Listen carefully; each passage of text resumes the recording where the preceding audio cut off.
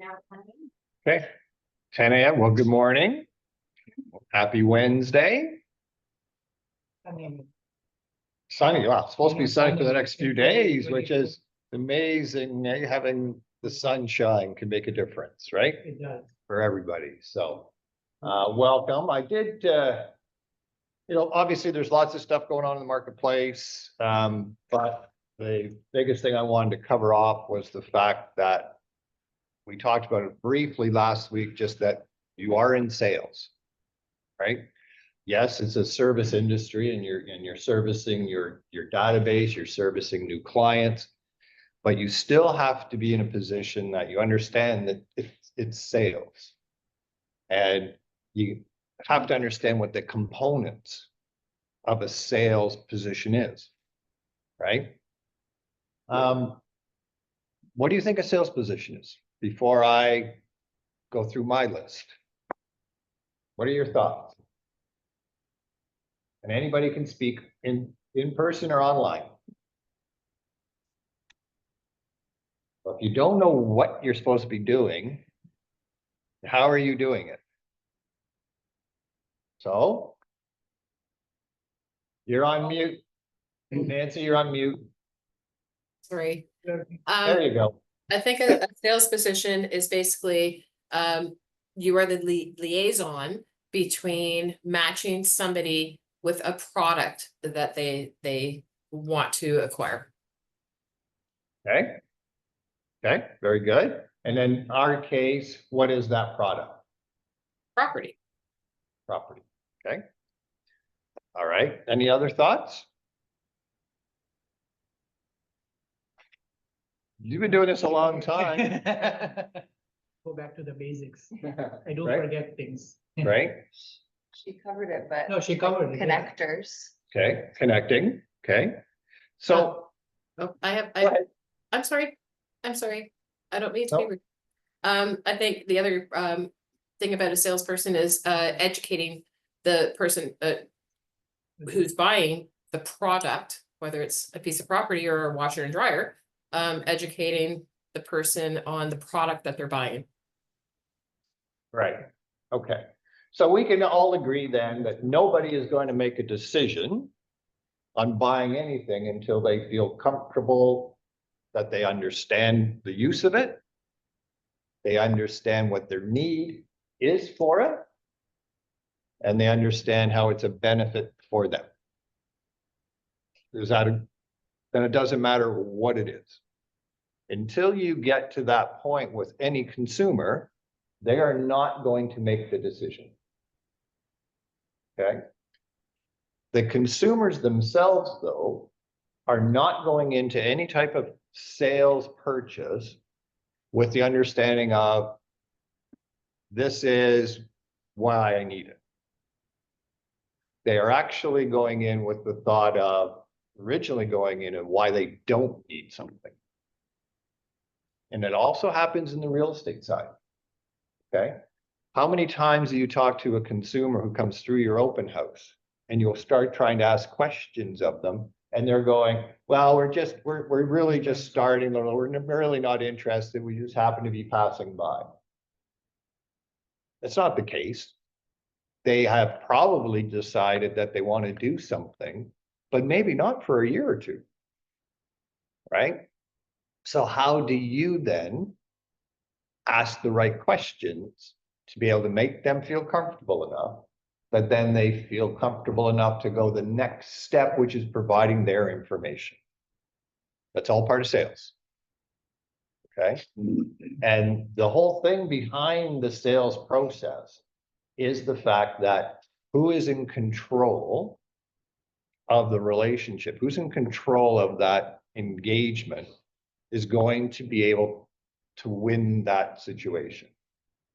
And I know absolutely that if you're not the one asking the questions and leading the consumer to be able to feel comfortable about answering those questions, you're going to lose.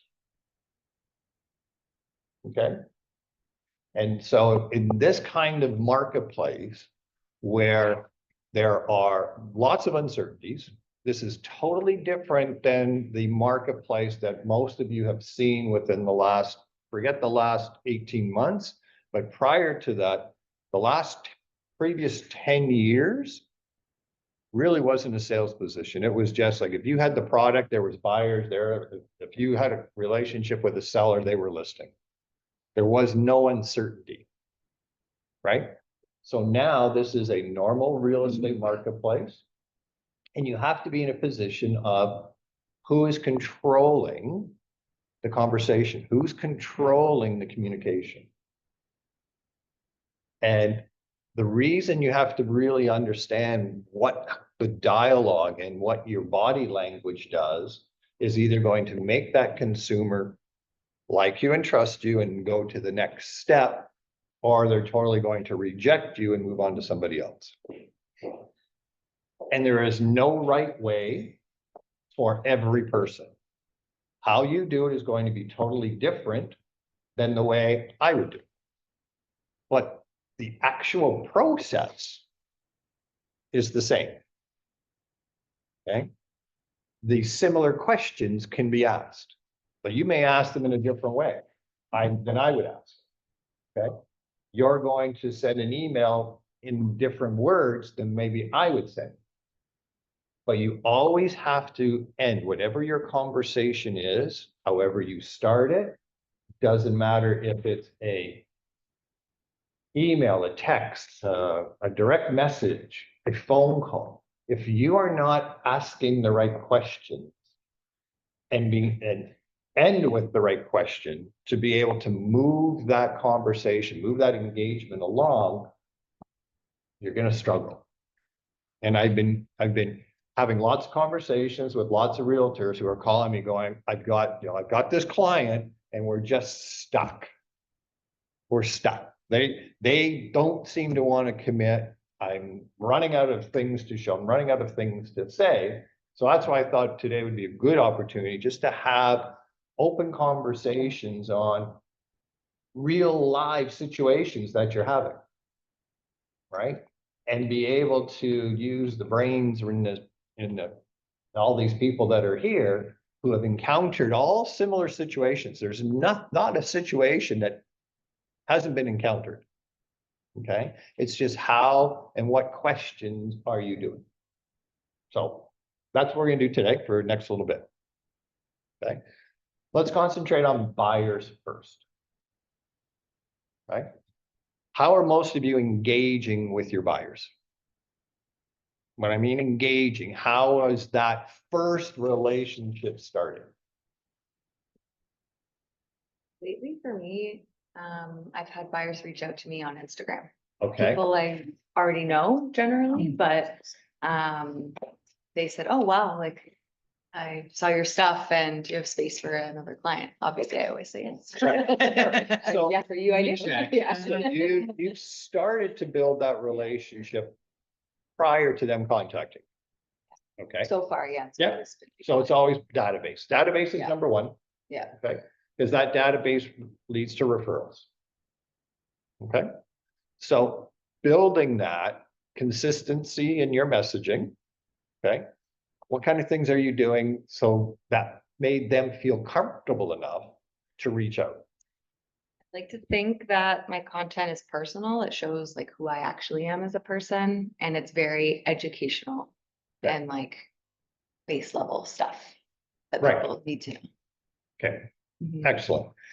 And that's something that a lot of salespeople will overthink. Okay. You know, I've seen lots of agents that put together these huge presentations on here's what's going on, and then, here's this, and this. And the consumer is just going like, I don't even know what this is, right? You have to make it personal. And yes, using stats, using, any type of data is important.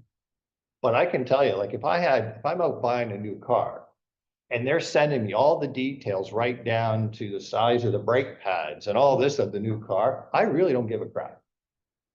I want to know, do I like it? How's it drive? And is it something I need?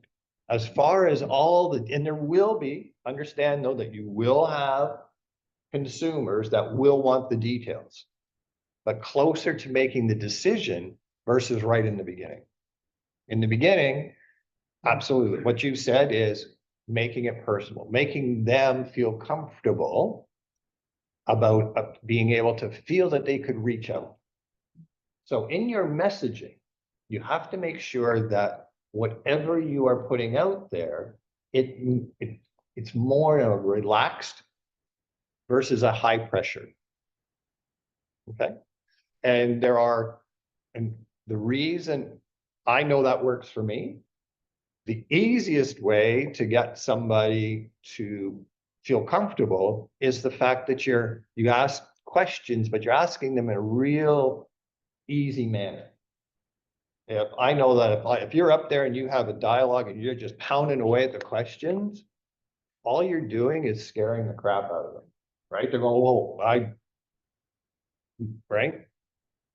So how you ask the questions, the information that you provide needs to be in a more relaxed form, unless the person you're dealing with. If I'm dealing with an engineer, okay, and I know you're laughing because you've dealt with, and no offense to any engineers, okay? The toughest Or one to deal like accountants, engineers, detail, right? And they will not make a decision right away. So if you're dealing with that type of person, understand it's going to take a lot longer for them to even get to the point where they may even show any type of emotional side where they like and trust you. Okay, so you have to understand that. So part of the sales is making sure that you know the type of person that you're dealing with, right? So understanding that just by how they're asking questions, what detail are they asking for? Are they asking for any detail? Sometimes they don't even ask for any detail. Hey, here's what I'm looking for. I'll leave it in your hands. Okay. So you really have to understand the person and your client base. Who are you dealing with? Before you jump in, right? The whole idea is that you have to set expectations. And the only way you can set expectations is by asking questions. So if you jump in and you think, okay, I've got this inquiry, I'm just going to jump in, and you don't control the questions, you don't control the expectations, it's going to be really hard for you to control that relationship and to be able to move it forward. That makes sense? Have you found situations where you rushed in thinking, oh, I got a hot client, and all of a sudden you're going like, I don't know what happened. They just ghosted me. Right? Because it didn't match the way that they make their decision making. Okay? So how are you engaging? How are you ending off with a question? A comfortable question. Nancy's got a, yeah, Nancy, input? Just, okay, I'm not on mute. Like I have professional training about communication, as you know, because I was a 911 officer for EMS. It's all about how you present a question and how direct you have to be to get that result and how to control a conversation. And I think with me, when I meet buyers, I'm just more personable with them, like, hey, how's your dog? Well, because I'm a crazy dog lady. And get to know them first, and then don't leave them thinking that you just want to make a deal and walk away. Does that make any sense? It does. And I agree. yeah, One of the first things I try to do is connect with them. I can't hear. Oh, sorry. So that's one of the first things I try to do as well, is to connect, try and find something in common that we can connect about and sort of break the ice. and that's, understand you're not going to be a fit for everybody. Okay? You're not going to be a fit for everybody. And that's okay.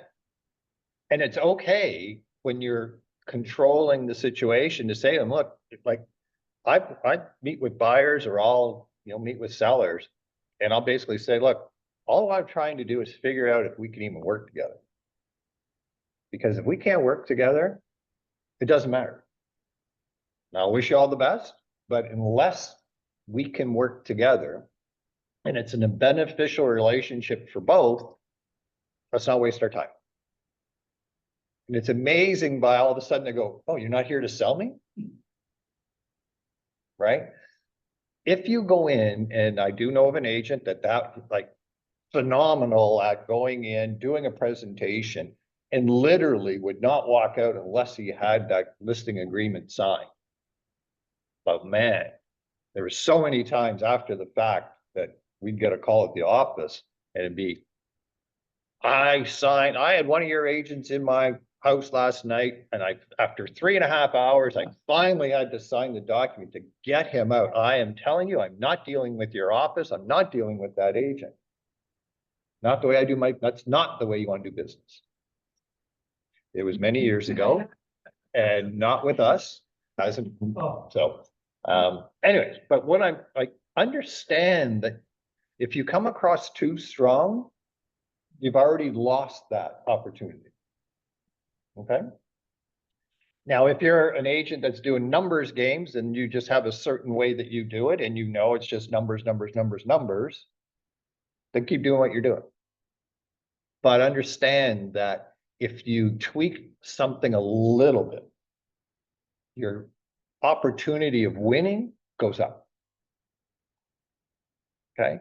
So first thing is, don't come on too strong. Okay. Do not come across as if you really needed, we all need a deal. I get it. Okay. We all need transactions. But if you're coming across as if they're the next number, they're going to sense it. So what is your messaging? What's your tone? Like what's your body language? How are you making them feel relaxed?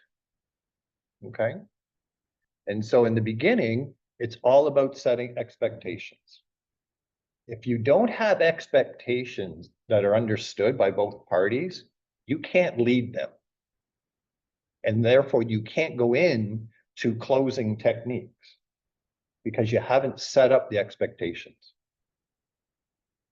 How do you guys set up your expectations now? You all do it, but how do you do it? Like in what respect? First conversation, first communication. Their expectations start the minute they see or hear from you. In their mind, their expectation is, I want to get the information and get the hell out of this situation. That's normally what they're looking for. Unless it's a referral or repeat business. Okay, but you can't get a referral and you can't get repeat business until you have an initial conversation with a new prospect. Right? So how are you setting the expectation? Just telling people that I'm a realist. And setting the expectation of. Yep. Okay, I'll stop. Anybody at the table, you gotta speak up for the mic. Yeah. So that's my fault. Hey, I'm technical, we're just getting the mic. Nice. I think we're back. It's lighting up. Yeah. Okay, you hear us okay over there? I can hear you, Scott. I couldn't hear anybody else. Okay, well, they'll speak up. Okay.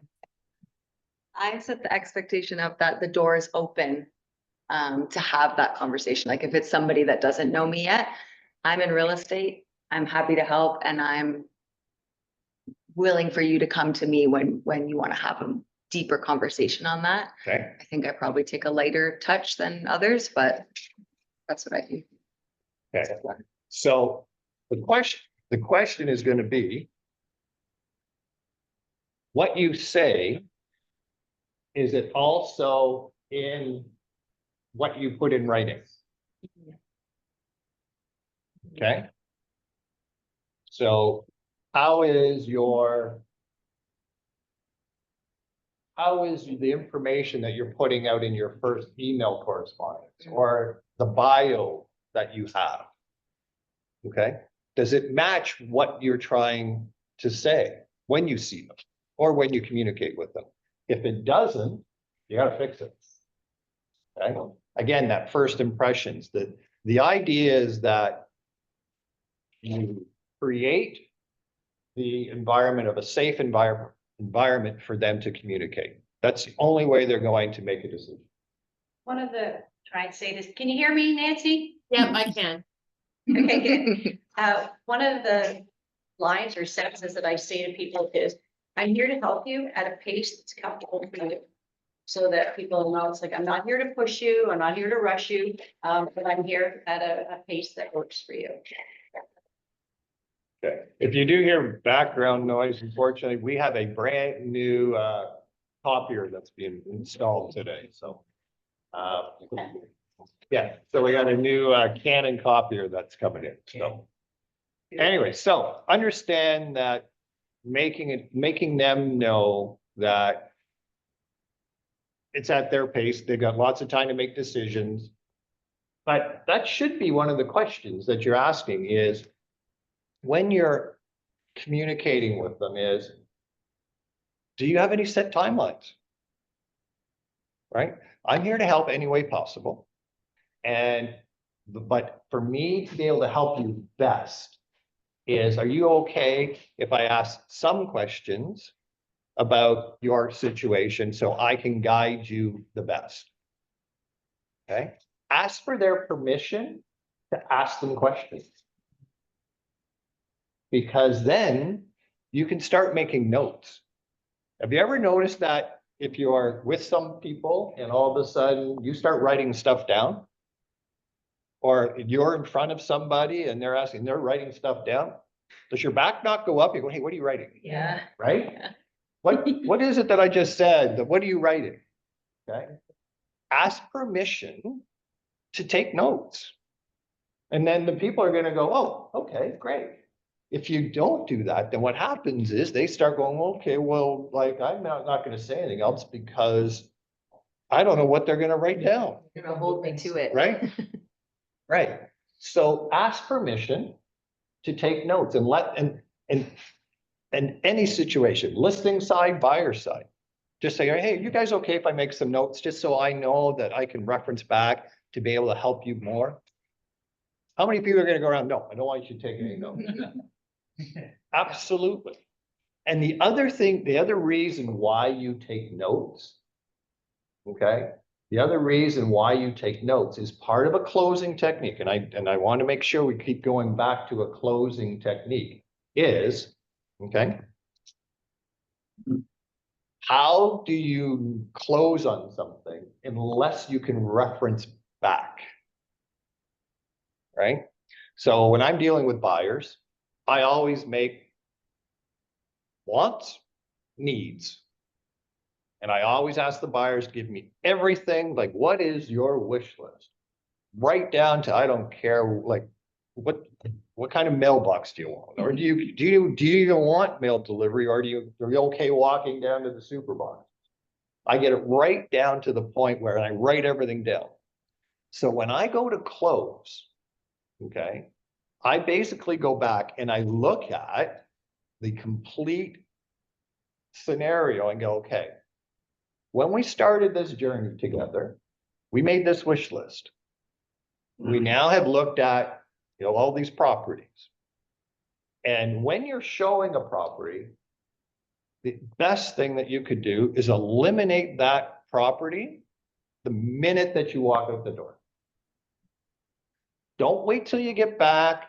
You want to eliminate it. And the easiest way to eliminate it, and what I do when I'm showing buyers, What do you think? I don't even say, what do you think? I go, do you see yourselves living here? And if I get no, I said, so even if stuff was changed, could you see yourself living here? No, I literally will take my pen and I'll put a big line through that. No, that one's gone. Because what you don't want is at the end of it, when you're showing houses, oh yeah, remember that one that had this and that one had that. No, actually, that's not what about that one we saw? Nope, this is the one. You didn't want to live there. That one's gone, right? So you have to be in a position where you can eliminate a lot of the stuff before they get to the decision making. Because they're gonna sit back and have all kinds of stuff in their head. You're never gonna close on somebody until you can get them down to one or two decisions. I Okay. have, yep, I have something else that I've done too. 1 to 10, how does this one rate? And I will put it at the top of everyone. There we Like, go. okay. Yep, And then revisit it and go, okay, so, this one was an 8 out of 10. This one was the 10 out of 10, do we want to move forward on this? So, I've had to do that when you get some clients who you're out there shopping with them and they can't seem to make a decision or So nothing. let's see So what- that's where it's like, finally, I'm like, okay, so today this is what we're gonna do. Hey, we're gonna determine how you like these out of 10. So, that does help get people moving along, actually. okay. Nancy? You also need to know how to read people. I'm very, very good at reading people. It's a talent. I have buyers that I've been working with, and I will get to the house 10 minutes before them, and I'll walk through the house with a little checklist. And as soon as I get there, I'll say, this is exactly what you're gonna like. This is exactly what you're not gonna like. And sure enough, I'm always correct. So you need to know how to read your buyers as well. Absolutely.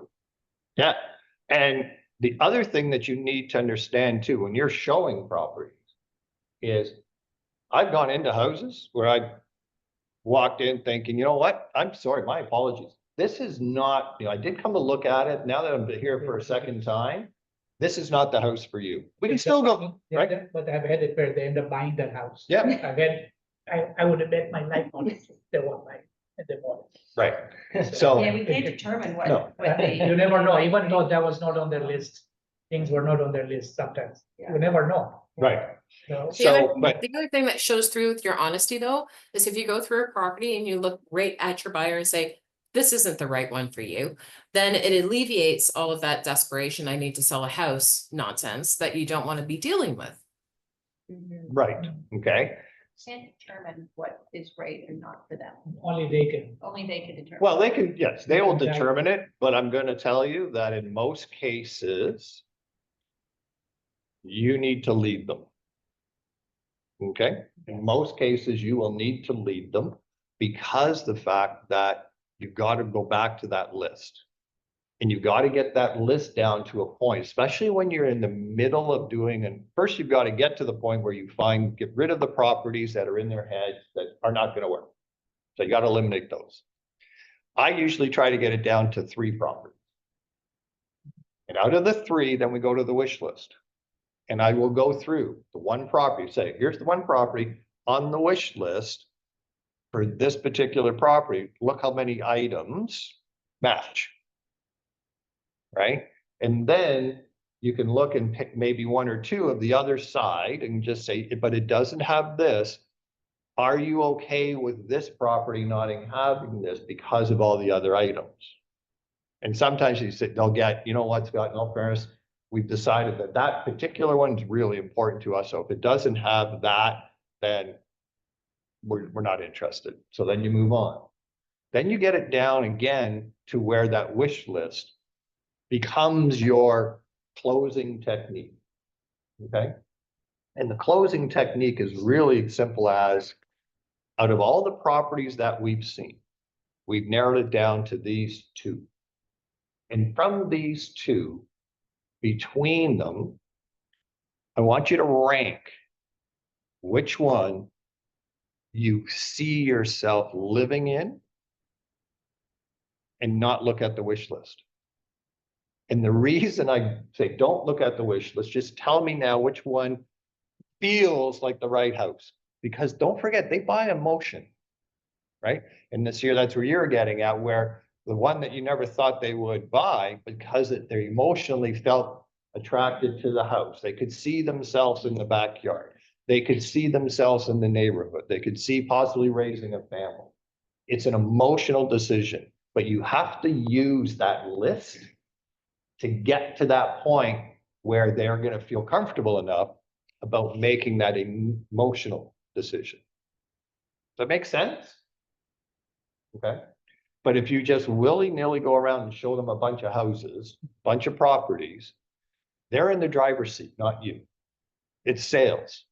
Sales is where you've got to get it down to where it's a simple decision, 1 or 2, maybe 3. But if you've got 10 listings that you're showing and you're going back to the office or where you're in the car, or you're in the parking lot and you're going through all 10, they're going to get all confused on which one had what. So you got to eliminate that. Okay. Then you've got to get down to what is it that if they have a timeline. Okay. So do they have a timeline? Then you got to close on that timeline. And the way you would close on that timeline is, okay, we've now narrowed it down to the best 2 properties that fit your criteria. We've now narrowed it down to the one that you feel that would be the best home for you to live in. However, this has a longer closing date than the other property. How important is your timeline now?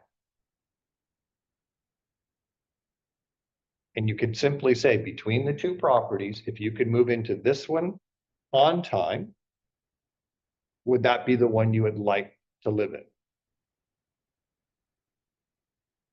Okay.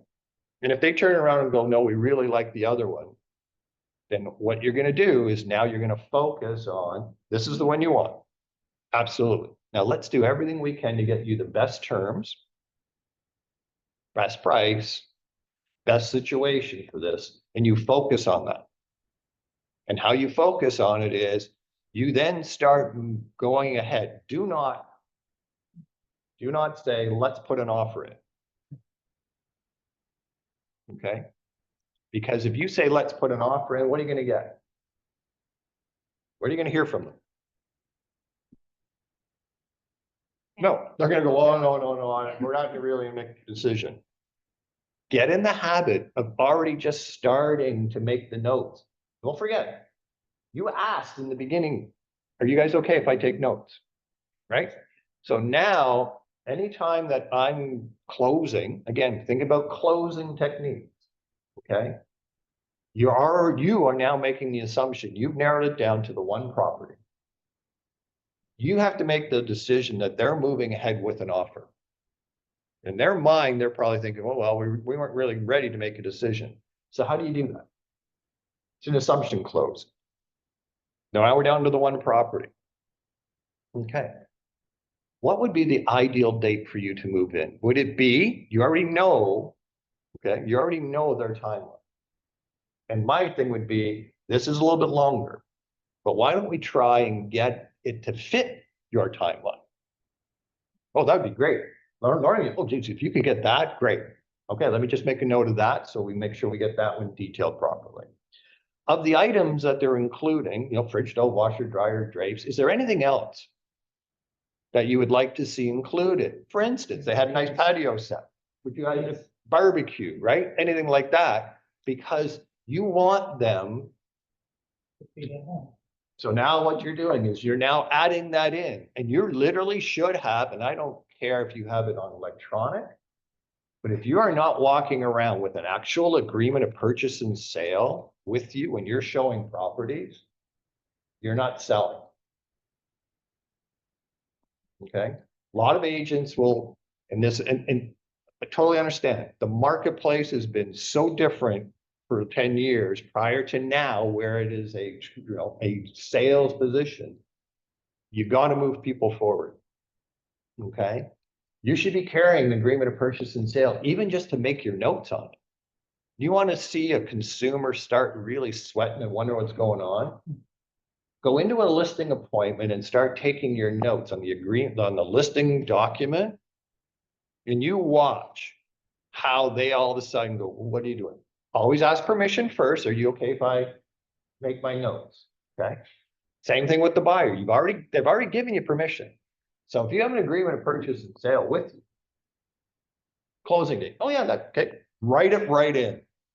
Inclusions. Write it right in the agreement of purchase and sale. Okay. Document it all.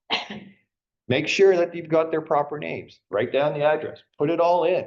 And you get to the point where they're going to go, I've had this. Scott, what are you doing? We're not ready to proceed. I know you're not ready to proceed. But as we talked about in the beginning, for us to make sure that we have everything documented and we're on the same page, I like to keep my notes in the proper format. Is that okay with you if we continue? What are they gonna say? No, I don't want you to write anymore? No. They're basically, okay, no problem. Because you cannot get them to a point to say yes or no until you've got something you can actually go to them and say, you know what, for us to proceed, for you guys to have a chance at this opportunity today, I've gone ahead and made all the notes. We reviewed it all. Would you be upset if this place sold tonight and you did not have the opportunity? And then shut up.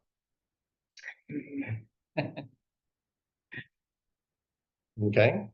Because until you get to the point where you can present something to them, where they can actually say, yes, I want to proceed and sign, you're not anywhere near being able to have that deal done. How many times between showing the property, where they're going, yep, gung ho, and you go, okay, I'll go back to the office, I'm gonna get all the information together. You're excited, you're going, you're doing all the work, you get the offer ready, and you know, Scott, we thought about it and we decided, you know, we're just gonna have to look at some more properties. You lost them. And you lost them because they left without making the decision right there and then. In their minds, they had not proceeded yet. Okay? There's nothing wrong with having that agreement of purchase and sale, filling it all in, having them sign it and say, you know what, now we're gonna proceed. I'm just gonna go back. I'm gonna make sure that it's all on the form, detailed. There is, you know, make sure that there's other paperwork we have to do, but I think this is really exciting, the opportunity of you getting this property. Okay? And so understand that it's sales. But if you don't believe that's the right property for them, don't even use any of these techniques. Because if it's not the right property for them, and they're going to go like, you were just trying to push me into a deal. Okay? But if it's the right property for them, and you know it is, you really need to help them get to that decision. Because if you don't, what happens is it sells, and all of a sudden that's the one property that they're gonna go, geez, you know, we really shoulda. And you didn't give them the opportunity. Okay, so part of the closing techniques though, and understand that to get to that final yes from them, in my opinion, and this is the way I do it, is you have to start with controlling that conversation right from the beginning. And the expectation is, when you're talking about the expectations, you have to say to them, well, here's the process. First of all, we've got to decide if we can work. But if we can, and this is the process, is once we decide that we can work together, we're going to work together and find you the best opportunity for what fits your needs and what you really feel where you want to live. Now, the process will be, we're going to get you pre-qualified. We're going to look at properties. We're going to make sure that you qualify, because the worst thing is, in the event that all of a sudden you guys find a property that you like, and we're going to go, uh-oh, you love it, but you can't afford it. So it's always best if we go through this process, okay? And then we're going to go look at properties, and there are going to be some we're just going to eliminate. That's okay. There's going to be some that are going to be really close. And there's probably going to be one or two that are really going to fit what works for you. And at that time, we're going to go back through this wish list. We're going to see if it's the right decision. And if it is, are you guys okay to proceed? That is your first or second meeting, setting the expectations. So now when I get to that end, when I'm getting to that position, I can go back and refer to my notes that I took in the beginning. And I go, hey, you remember when we first got together and we talked about expectations and how the process is going? Well, we've gone through these stages. Now we're at the decision stage. How are you guys doing? You okay? And I wait for them to go. If they go, well, you know, Scott, this is, I said, you're going to be nervous. It's exciting. It's scary. But do you see yourselves living? Can you see growing? Can you see and go back to your wish list, go back to their wish list and remind them that this is how the process started, right? All we've gone is we've just gone through expectations. So that then, if you got to keep reminding them of what the expectations were, how they were set, and make them understand that nervousness is absolutely, and to the point where, hey, as soon as you guys authorize this paperwork, you're going to get a gut feeling that, oh, what do we do? What do we do? That's normal. And it's going to be normal too. But these are the conversations you should be having with them when you're setting the expectations, not when you're doing it. And just remind them, hey, remember we talked about that when you go to make this decision, this is what you're going to feel. And that's normal. And when you put the offer in, it gets accepted. The next morning, you're going to wake up and go, what the hell have we done? That's normal. Okay, but set that expectation. Because if you don't, they're going to go, oh, geez, maybe this. But when they start feeling that, and you remind them, hey, remember what we talked about earlier, like, you know, months ago when we started looking, what the expectations were? This is it. It's all normal. And I've had where they go, you know what, you're right. You don't, what you told us, and what you thought would to be expect, we are. If that deal doesn't go together, their trust in you is still gone now through the roof because you set expectations and they're now realizing, hey, what he said, what he was expecting us to go through, all played out. Okay, so that's part of closing techniques. Yeah, Nancy. With all due respect, I have to go, I've enjoyed this, but I have to go pick up Tony. He's done at his appointment now. Yeah. And we'll be No heading problem. back to Sundridge. So I just didn't want to be rude.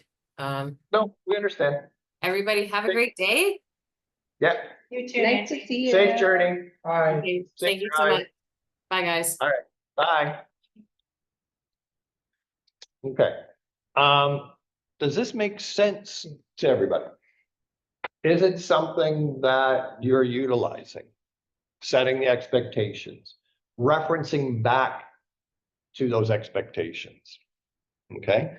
Making sure that you understand, you know, when you start writing on a document, when you start writing stuff, okay, when you ask for permission to start writing stuff, there's actually a terminology for it. It's actually called the assumptive close. You're assuming that you're going to be moving forward with these people. Okay. If you can't have the nerve enough to get to that point where you start doing that, you're going to have a real hard time closing it. But always ask for permission. Okay. Always ask for permission. In the event that you've been working with a client, okay, and they're one of the clients that always says, oh, you know what, you know, there's lots on the marketplace, nothing's selling, you know, we got lots of time, we don't have to make, you know, tomorrow there may be another listing that comes up. You have to make sure that of all the properties that you've been showing them, you keep sending them the solds. Even if they didn't like it, you want to send them the solds. Because another technique is called the urgency close. Okay? Everybody know what that is? You see the stuff that we're interested in going, and obviously it's like, oh, shoot, we better get in There's there. activity there. Yeah, so the urgency is the fact that when you're at the point, when you're getting it down to those two properties, they're gonna go, well, you know, what happens if another one comes up tomorrow?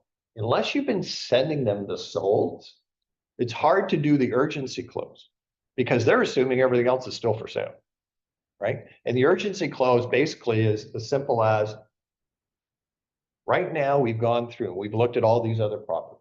We've narrowed it down to 2 properties. Of these 2 properties, we've now narrowed it down to the best property that suits you. Would you agree with that? They're gonna go, well, no, yeah, they're gonna say, yeah, no, we've done all that, yes. The reason that I've been sending you all of those other properties that you didn't like, and that's okay, I didn't like them for you either. But does it make you understand that there is some urgency in the marketplace?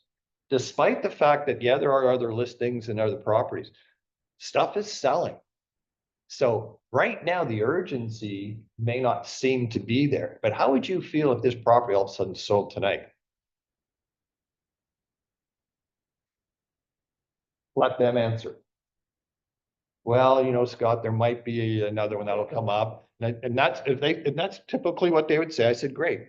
Now let's go back to that list that we did. Of the properties that we've looked at, we've narrowed it down to this wish list. Absolutely, places are selling. If this one sells tonight, there may be another one that comes up, but I can't, sure, if it's a condo, it could be in the same building. Is it gonna be the same exposure?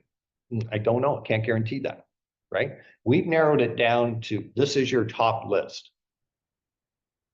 In the event that this sells, 2 things could possibly happen. One, another one may come up, but if the other one comes up and it needs to be modified, now you're into extra money. Are you okay with paying extra money because we didn't have the chance to at least have the opportunity of saying yes or no to this property?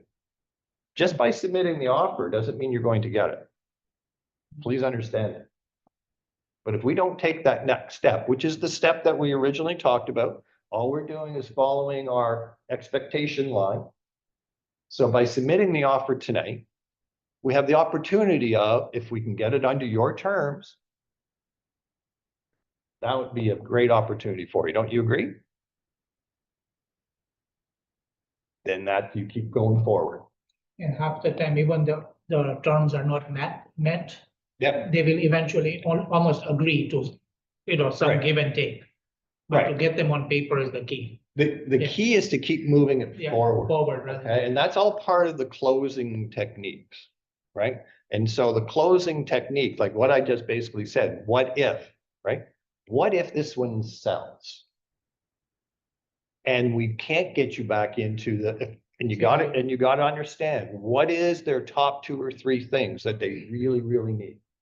A lot of times it may be a school district. A lot of times it could be the exposure and size in a specific building. So the what if close is, yeah, if we don't at least try and acquire this for you, what if this one sells and we can't get you into this neighborhood? How does that affect you moving forward? Oh no, Scott, we got to be in this neighborhood. Great. Then why don't we at least attempt to try and get you into the, like just by submitting the paperwork doesn't mean that you get the property. Understand that, okay? It'd be great if you did. I think it'd be fantastic if we could get it under these terms. But if this one sells without you even submitting the opportunity, okay, what if we can't replace it? How does that affect you? Why don't we at least proceed and see if we even have the opportunity? That's, you've got to understand how that works, okay? Okay. Then you get into certain things of, especially when, if they do submit an offer and it doesn't go together, or they saw one that they didn't put an offer in. Okay. You've got to go back to everybody, you've got to go back to the fact of being able to say to them, how did you feel when you missed out on the one that sold last week? Do you want that to happen again? Okay, you got to get into the fear of missing out, right? They've already missed out on one.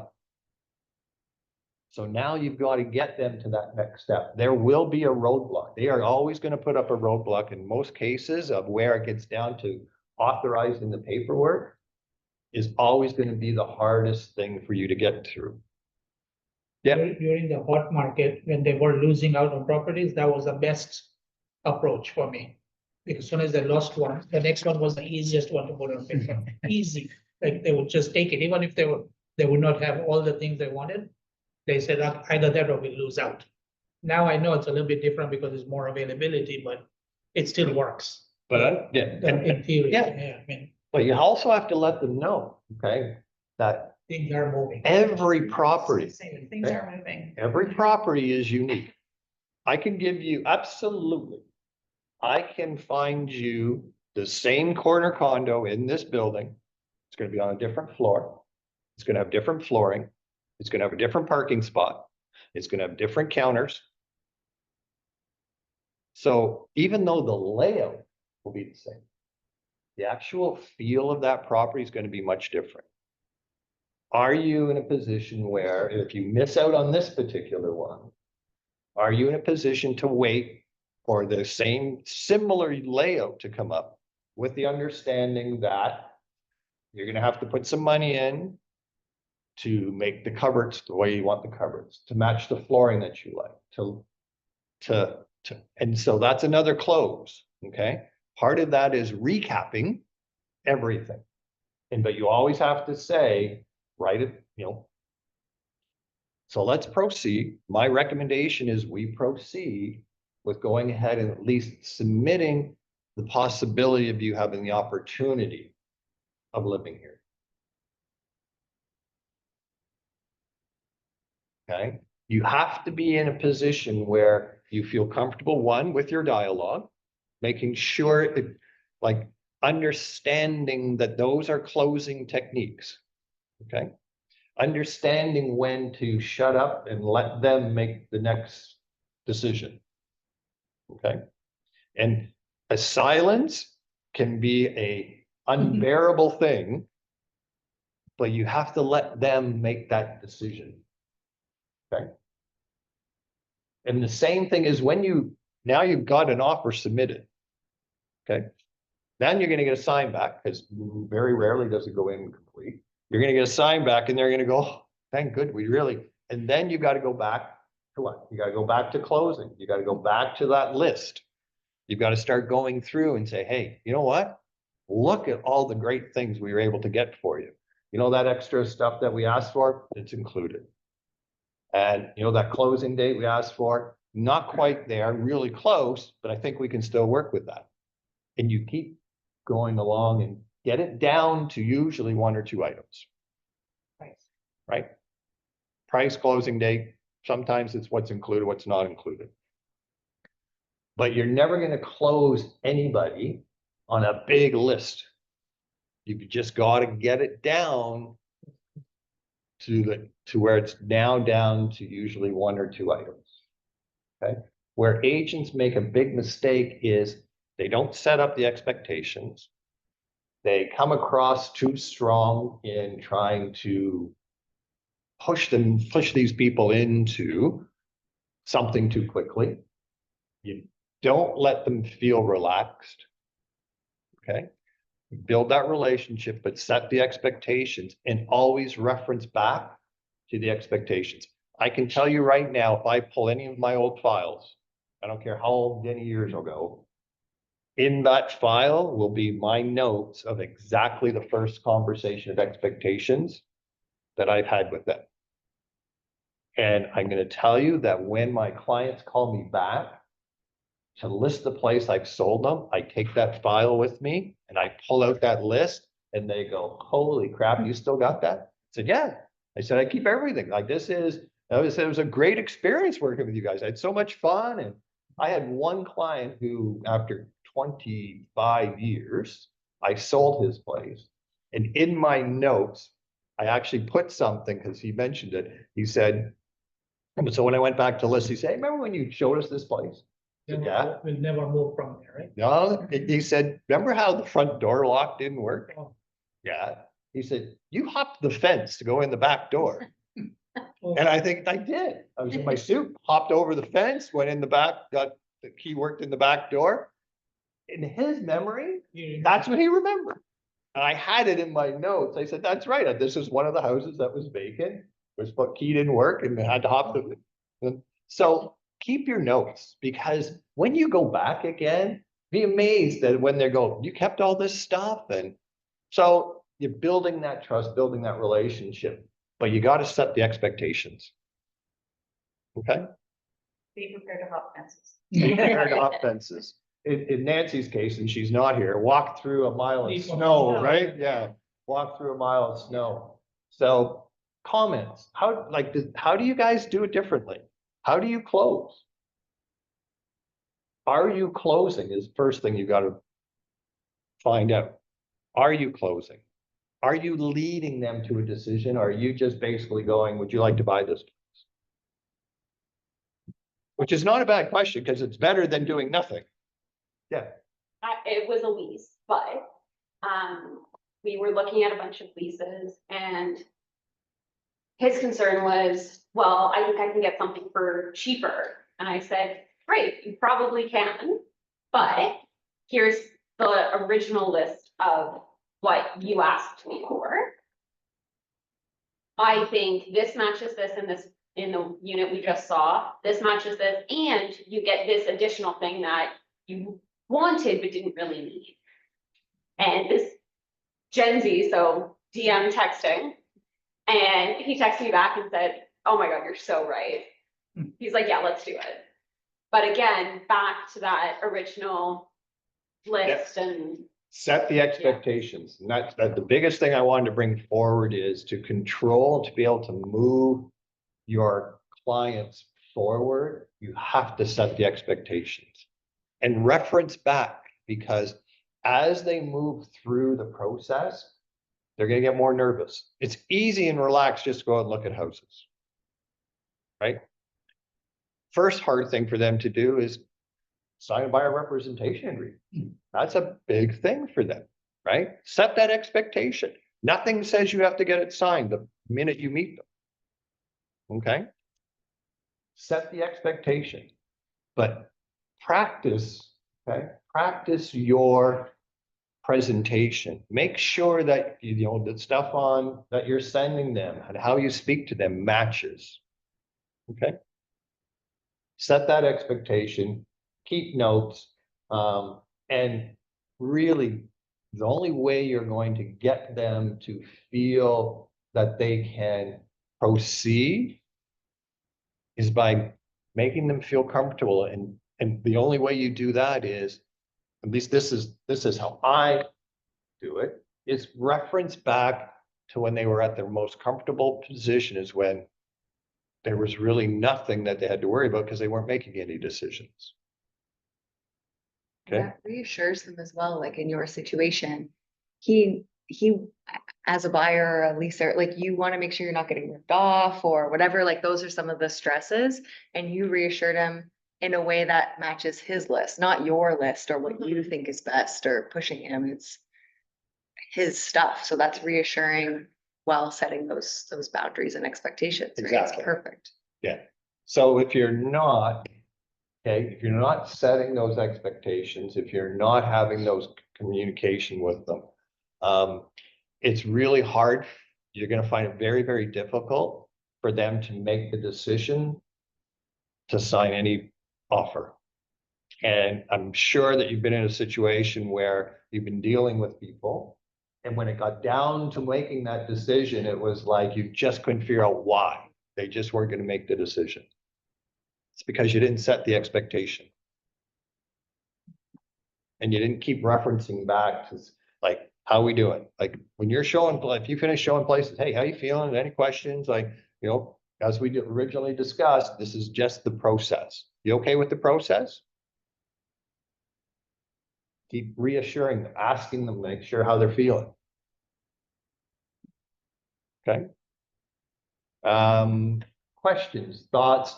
I won't jump into the listing presentation, but very similar scenario. It doesn't matter, listing side, buyer side. Set the expectations. First thing you want to do is make sure that they both, you and them, understand that we're not, until we understand that we can even work together, it doesn't make sense for even to go through it. So part of the expectations is having that, is having that initial conversations with them. But when you get into a listing presentation, there are techniques of how to do your listing presentation so that you're closing as you're presenting. Don't wait to the end when you're doing a listing presentation to ask them to proceed. You got to break it down into chunks. Okay, and what I mean by that, I'll just touch on it briefly. If you're doing a listing presentation and you're showing them your marketing, okay, don't wait to the end to see if they have any questions about your marketing. Just say to them, do you see how my marketing could benefit to achieve the top price for you? And you got to get them to say yes. If they don't, then you got to stick on the marketing, since you have to use that as an advantage for them, right? If you go through your listing presentation and you're not stopping to close on little items, it's going to be one huge item at the end. By the time you get to your listing presentation, you need to have them say yes 7 times to stuff. If you haven't done that, you better go back before you ask them to sign the listing agreement. Because in their mind, you have not got, in my mind, you have not got enough yeses for them to feel comfortable about moving ahead with you. Okay. Questions, thoughts, input? Was this conversation beneficial? Does it make sense to you? If you haven't been doing something like this, you may have your own techniques that you're doing, but you have to have a process, okay? And you have to make sure that you set those expectations, keep going back and making sure that your client is feeling comfortable with the process, and remind them that this is normal. Remember how we had that conversation when we originally got together and we talked about expectations? This is normal, okay? All right, anything else going on? Really? Nothing else going on? Who's got a listing? Who's got what? Who's I still have a listing at 530 Lolita. Come on, people. on the line, people? Yeah, condo, 2-bedroom condo. I'm working on a reduction on the Brampton house. Brampton House reduction, okay, Yeah, it's difficult to, okay, but I showed them what's available now. yeah, Some are more renovated than ours and they're much lower, so. okay. So price is gonna be everything right now. Okay. And so especially in the condo market, if you're, depending on where the expectations are that you set for them, you have to go back and make sure you update them on what's going on, right? Absolutely, and unfortunately, nothing, there's 3 for sale in that building. Some of them are even priced lower, nothing's moving, and nobody's even getting showings. Okay. Okay, So we're hoping that the switch is gonna be flicked really soon. yeah, Some people were saying after the election, 1 month later, I think you were mentioning that people will start to, say, okay, now that's a normal life now, although there is this other. yeah, stuff going there's on. stuff still going on. It's still Yeah. that, People will be uncertain for a Yeah. while. yeah, there's still a period of time, because even now that the election is done, they don't sit in parliament till the end of the month. Yeah. So they can talk about what they're going to do, but the decisions of stuff moving forward, any new plans, any new announcements really can't be implemented till the end of the month. Not saying that that's going to kickstart the buying frenzy, No. but it's going to take people off edge of wondering what's People going, start right? looking- Things are a little more settled now. Yeah. I think politically, they're a little more settled. And so once you have that, but then you have to, again, you have to educate your clients on, again, go back to what is their urgency, right? I have a client of mine that their urgency is, you know what, Scott, we're not, if we have to wait another 6 months, we'll wait 6 months. And I've got another client that tells me they want to wait 6 months, but the house is going to be vacant 2 weeks. So what, right? So where is their urgency? With your condo, depending on what their urgency is, then you have to look at it and go, okay, like right now, here's what's happening today. And so if you want to get it sold today, here is today's price. Right? And please understand that the market shifts daily. So I can't tell you that 2-3 months from now, this is going to be a different marketplace. It could actually be lower, it could be higher. But today, this is where we are. And are you in a position to sell it today? And what happens is the urgency timeline is going to decide that. So you got to keep asking them the questions. Okay. Anything else? The everything you said regarding the assumptive close and shutting up when we talk about price, you know, that was taught in car sales. They do the exact same thing. And they always told me, shut up. Because I would try to talk to them, right? And I had to learn the hard way, shut up. You know, the assumptive close was when with cars was when you took them out for a test drive, and then they'll come back and they're like, where do I park this? And you'll say, oh, park it in the sold lot. Oh, You know, right away, they'll, oh, no, you know, they'll tell you what they're looking for, because then they'll start saying, well, not until you meet my price, or not until I get this, or not if my interest rate is lower. So they'll tell you exactly what they're looking for, and then you can always go back and now negotiate. And then with the talking about price and shutting up, that is the greatest skill I had to work on myself, because it's easy to start talking after you say the price, right? And people will start talking to themselves and they'll mumble and say, I don't know, I wasn't planning to go that high. Oh, you weren't planning to go that high? You know, don't interrupt the thought process. Just be quiet. Well, you can talk yourself out of a deal. And you can talk yourself out of a deal. Yeah. And I negotiated a condo. I got a buyer to buy a condo. It was listed at 590 and I got it to 560. And when I called the agent and I said, hey, we're coming in at 560. I shut the hell up and I let that salesperson talk and reveal to me everything I needed to know. And I realized, oh, I got you. Because he started telling me, you know, personal stuff about the client. I'm like, Yeah. And that you is just gave me the info. Yeah. excellent points, right? You have to know when you are asking the questions, wait for the answer, right? And I know silence can be a pain, right? yeah. Can be a pain, but it could be your best friend. Too. Yeah, not until they ask you a question, let them talk, because Yeah. they're gonna mumble. They're gonna be like, oh, I don't know about this and that. Don't interrupt. Let them. I've told that to my wife, and it's the greatest thing she's ever done in dental, because she works in dental, and she's like, Herb, you know, people are complaining to me about price, you know, oh, what do you mean I gotta pay $20? What do you mean I gotta pay $100 for this cleaning? And now I told her, I go, next time you say, hey, your total is $100, shut the hell up and just look at them. And she's like, Herbie, that was the greatest thing you've ever told me, because now she'll say to people, after your insurance is kicked in, you have to pay an additional 100. Shuts up. And people will mumble. They will be like, oh, this is ridiculous. The dentist should cover that. The owner, like, what kind of business is this? And all right, here's my card. And they pay for it. Yeah. Why argue? Like you argue with somebody, then you're going to talk them out of it. And then that 2-minute mumbling that they're doing in their head now extends to half an hour for no reason. Yeah. All right. So to wrap this up, hopefully there were some good points there, and thank you for everybody sharing. But please, okay, practice your presentation. Make sure you've got expectations built into it for the consumer. Okay.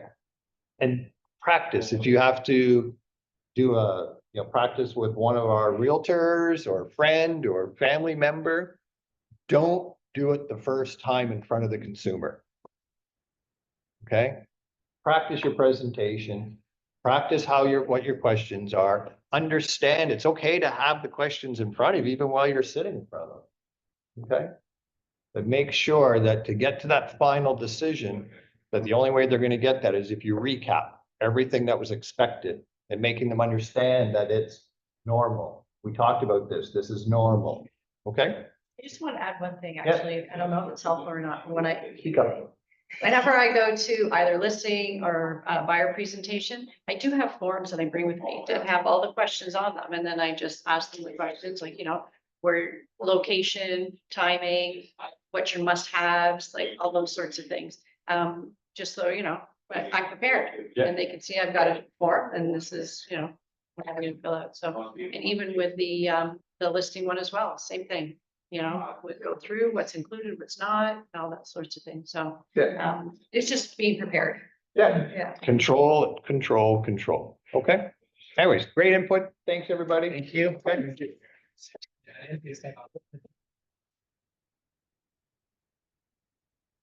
Again. Oh, yeah. Hopefully that helped you a little bit to understand sort of the process. Oh, yeah. and, right? So. So serious question. Yeah. Can the Leafs win again tonight?